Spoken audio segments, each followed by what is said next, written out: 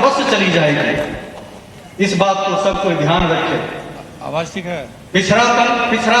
अति पिछड़ा एकीकरण अभियान का ये कार्यक्रम है। सबसे पहले ये समझना बहुत आवश्यक है कि हम पिछड़े क्यों हैं और पिछड़े में अति पिछड़े क्यों। आर्थिक रूप से, सामाजिक रूप से एवं राजनीतिक रूप से हमारी जो स्थिति है इस राज्य में, बल्कि कहें कि पूरे देश में, वो किसी भी अन्य वर्गों से निम्न स्तर की। आर्थिक रूप से हम लोग मेहनतकश लोग हैं और अपने स्वरोजगार से अपना जीवन यापन करते हैं और उस रोजगार के लिए हमें कहीं से कोई सहायता नहीं मिलती। सरकार से हम ये मांग करते हैं कि ऐसे अति पिछड़े भाइयों के लिए जो स्वरोजगार से अपना जीवन यापन करते हैं, उन लोगों के लिए बिना किसी गारंटी के 25 लाख का ऋण मुहैया कराया जाए। हमारे अति पिछड़े भाई पूरे बिहार में अधिकांश लोग ऐसे हैं जिनको न तो रहने का आवास है न ही भूमि है। उन लोगों के लिए 5 डिसमिल जमीन और उस पर आवास मुहैया कराया जाए, ये सरकार की जिम्मेदारी बनती है, ये अवश्य होनी। आज अति पिछड़ा वर्ग में बहुत सारी ऐसी जातियां हैं जो ज्यादा लाभ ले लेते हैं। इसलिए आवश्यकता है इस बात की कि रोहिणी आयोग के रिपोर्ट को सार्वजनिक कर दिया जाए और उस पर आपत्ति आमंत्रित करके आपत्ति निवारण करके बाद इस वर्ग का उपवर्गीकरण किया जाए, जिससे सभी को समान रूप से फायदा मिल सके।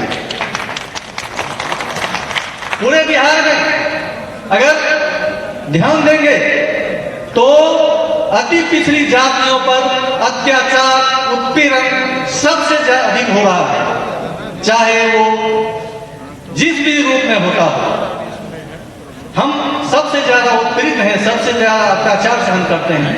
ऐसी स्थिति में जिस प्रकार से अनुसूचित जातियों के लिए उत्पीड़न निवारण कानून बनाया गया है, अलग से उसका थाना है, अलग से उनकी सुनवाई होती है, हमारे लिए भी वैसा ही अत्याचार उत्पीड़न कानून बनाया जाए। हमारे भाइयों की सुरक्षा के लिए, हमारे बहनों की सुरक्षा के लिए, हमारे आने वाले भविष्य के लिए। राजनीतिक रूप से आज अगर हम ध्यान देंगे तो पूरे बिहार में शायद 2% भी हमारी उपस्थिति नहीं है। ऐसी स्थिति में जो उपस्थिति हमारी आबादी 40% की आबादी के अनुसार से हमें सहभागिता मिलनी चाहिए। हर स्तर पर आरक्षण आवश्यक है, क्योंकि आज के समय में चुनाव लड़ना, राजनीति करना इतना महंगा हो गया है कि हर किसी के बस की बात नहीं रह गई, खास करके अति पिछड़े लोगों के साथ जो आर्थिक रूप से अति पिछड़ा स्थिति में है, विपन्न स्थिति में। इसलिए राजनीतिक क्षेत्र में भी हमें उतने ही आरक्षण की आवश्यकता है। पिछले 77 साल से आजादी का 77वां साल हम लोग मना रहे हैं, 78वां साल में घुसने वाले हैं, लेकिन स्थिति जस की तस बनी हुई है।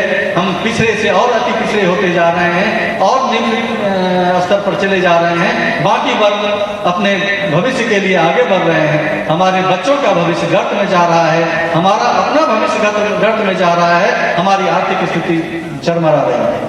ऐसी स्थिति में हमें हर स्तर पर आवश्यकता है आरक्षण की, चाहे राजनीतिक क्षेत्र में हो, पंचायत स्तर पर हो, जिला परिषद स्तर पर हो, प्रखंड स्तर पर हो, विधानसभा स्तर पर हो, लोकसभा स्तर पर हो, हर स्तर पर हमें आवश्यक है आरक्षण। इसलिए भाइयों, आज आप लोगों को हमने बुलाया, हमारे पूरे संयोजक मंडल इस बात के लिए धन्यवाद के पात्र हैं। जितने भी लोग आए हैं वो सारे लोग धन्यवाद के पात्र हैं। किसी भी कारणवश आज ये हॉल की उपस्थिति थोड़ी कम रही, लेकिन आप याद रखिए, मैं इस बात से ना निराश हुआ हूं, ना ही हतोत्साहित हुआ हूं। आप लोग याद रखिए, मैं इस अभियान को और आगे ले जाऊंगा और आप लोग ही इस मुकाम को आगे ले जाएंगे। आप ही लोगों के बल पर ये मुकाम आगे जाएगा। आज नहीं तो कल हम गांधी मैदान को भरने में कामयाब हो जाएंगे और ये हमारे लिए मील का पत्थर साबित होगा और राजनीतिक दलों के लिए भी ये एक सबक होगा और हमें अपना अधिकार मिल जाएगा। आप सबों को बहुत बहुत धन्यवाद देता हूँ। धन्यवाद। सम्मानीय डॉक्टर शैलेंद्र कुमार जी, बहुत बहुत धन्यवाद। अब कार्यक्रम को आगे बढ़ाते हुए अगला वक्ता के रूप में अरविंद कुमार और पिंटू गुरु जी आए हैं। जोरदार ताली से पिंटू जी का हम स्वागत करते हैं, अभिनंदन करते हैं।